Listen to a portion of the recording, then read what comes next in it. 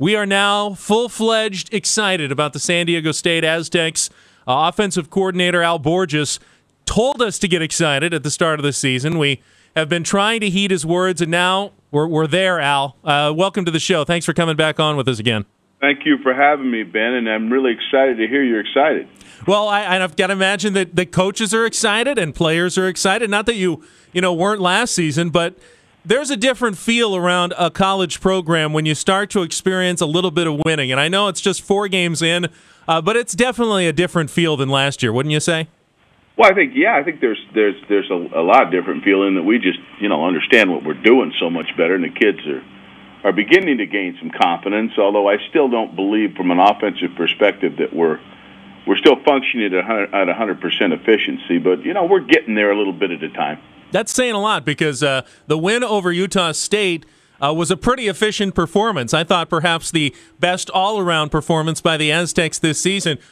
Talk about that game first of all, and then where are those areas that you think that you could still be functioning a little bit better? Well, up until the Utah State game, we'd been running the ball pretty well, and we didn't run it awful against Utah State, but I think we still had some breakdowns. It kept us from, making some big plays with our run game.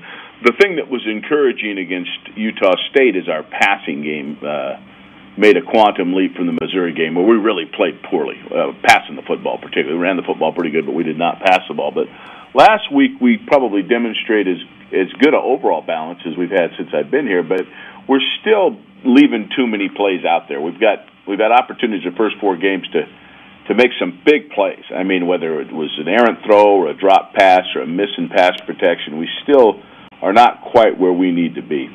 Last season, Al, without much of a running game to speak of, how difficult was it with opposing defenses? They had to be fairly focused in on the pass. Now, with a running threat like you have in Ronnie Hillman and Devon Brown and Walt Casey, all 3 of them moving the ball quite effectively and the offensive line creating some holes, how does that open things up for you as an offensive coordinator in terms of being able to move things around and exploit defenses and what they have to be doing to guard against your guys? Well, it makes the play calling a lot easier. Number one is people have to respect 2 phases, and last year we were play passing and getting giggled at sometimes, I think, when we'd fake to the back because we just weren't a good enough running team to get the kind of bites that you need from the first and second and third level of the defense so you can take the ball down the field. But this year, because we've been able to run the ball better and they're forced to respect that, the receivers come much more open.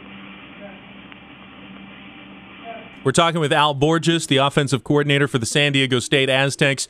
Bye this week and then BYU next week. First of all, Al, what do you coaches work on during a bye week? Is it just an extra week of preparation for BYU, or do you kind of go back to some things from training camp, iron out some fundamentals? What's the team working on this week at practice? Well, the big thing is, from a coaching perspective, is we start with self-scout. We do that all the time, but on a bye week, you got a little bit more time to do that. So we just set up everything we've been doing from every formation we've been running and seeing if we're showing any glaring tendencies, and if so, trying to, put in some counter punches so that people can't predict where the ball's going all the time. So self-scout from a coaching perspective is huge.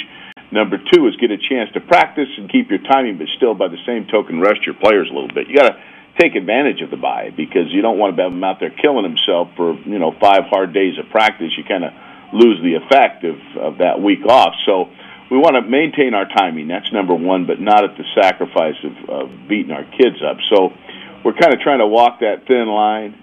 But I think so far we practiced yesterday. We'll practice again tomorrow. We'll practice Saturday. And the kids will get enough time off to where, when we start up next week, I think they'll be fresh and fired up and ready to go. Coach, I had a caller to the show yesterday who asked me about Ronnie Hillman's chances at getting some Heisman attention or winning the Heisman Trophy, and I said, to be honest, if Marshall Faulk isn't going to win it as senior at San Diego State, Ronnie Hillman's not going to win it as a freshman at San Diego State. But I did say if he has a big season, that could open some eyes for the next couple of years down the road. Do you think Ronnie Hillman may have it in him to be one of those guys who's looked at in his sophomore or junior season as a potential Heisman candidate if he keeps doing what he's doing, or is that getting way ahead of ourselves at this point? That's just getting way ahead of ourselves. But I'll say this, without elaborating too much on the subject, is Ronnie has that type of skill level. He does. He can break some long runs, and as long as he's disciplined and doesn't, deny the hole and give every point of attack a chance, he's a hell of a runner. But in terms of Heisman and such, I think that's a talk that needs to be way down the road. Next week, BYU on the schedule. I asked Ryan Lindley this yesterday when he was on the show. Is there a little bit of extra motivation knowing this may be the last time that the Aztecs ever face BYU, or at least it's going to be the last time for quite some time because they're not on the schedule in any future years? And I know Coach Hoke has said that there's really no interest to schedule them right now for another meeting. Does that give your side a little extra motivation to go out on a winning note against BYU? I don't know. I haven't really thought of it much that way. We pretty much, Ben, we kind of, as coaches anyway, I don't know what the players feel, but as coaches, we kind of treat them all the same. There's always a game, that maybe a rival game or something where you have a little more. But I've looked at Brigham Young like I've looked at Brigham Young last year, and like I did when we played them at Cal, and it's a big game and a tough game, and they're always good, and they're good again, and that's kind of how we're approaching it. But I don't, from a coaching perspective, see it as any more intense preparation than any other week. How good is the Mountain West, Coach, both now and looking ahead to next year's Mountain West? In the top 25, you see Utah there, current member of the Mountain West, rising up in the rankings, and TCU, of course, is 5th in the country. But now there's also Boise State, who's joining the league. They're number 3. Nevada, undefeated, and they cracked the rankings last week at number 25. How good is this conference, and is it starting to get some of the attention that it deserves? Well, Ben, 2 years ago when I was out of football in 2008, and I was doing television work in Atlanta. And one of my responsibilities was to evaluate the national scope of college football and look at how each conference was, who was the best conference. And this is before I ever came to San Diego State or even knew I was coming to San Diego State. And I ranked the Mountain West Conference after studying all the numbers, the statistics, the people that were playing in the NFL out of this conference as better than the Big East Conference, which is obviously a BCS conference, and comparable to some of the others. I believe that this conference is among the top conferences in the country. Now, there's going to be people that are going to argue that, and I'm not saying that overall it's as good as the SEC or the Pac-10, but on a week-to-week basis, if the Mountain West team plays one of those teams, they can play with those people, and they've proven that. And now with new teams coming into the league, new quality teams coming into the league, it's going to be all the better. So this conference is extremely formidable and will continue to be that way as they add better teams. I know you're still a few weeks away from TCU, so you haven't really done some scouting, but all the attention for the non-BCS conference team perhaps winning a championship has gone to Boise State. Is TCU getting overlooked? Because we've seen TCU against Boise State in recent years, and that's a very equal matchup. At least it has been. And right now it looks like the Horned Frogs are getting a bit overlooked just because so much attention is going on Boise State and what they're doing. Well, I'm not sure whether – I haven't really seen TCU play yet this year, but I just know this. Both those teams can play with anybody, including each other, okay?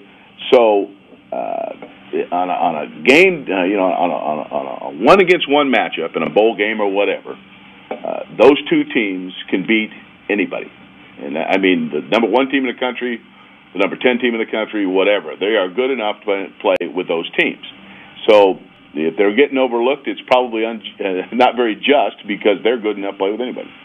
Coach, always appreciate your time joining us here on the bye week. Good luck next week against BYU, and I know we'll catch up with you again on the show real soon. Okay, thanks, Ben. I appreciate it. Stay excited, huh?